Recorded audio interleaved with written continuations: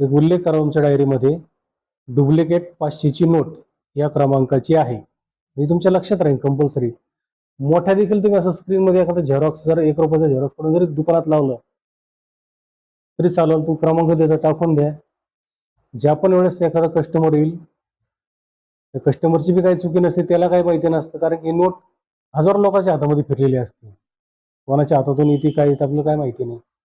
परंतु 500ची नोट घेताना तुम्ही तो नंबर पाहायचा, हाच आहे का. हा जर असला तर त्याला ती रिटर्न देऊन टाकायची. त्यालाही सांगायचं तू कोणाकडून घेतली त्याला रिटर्न देऊन टाका. एवढ्या छोट्या छोट्या माहिती कोणी देत नसतं.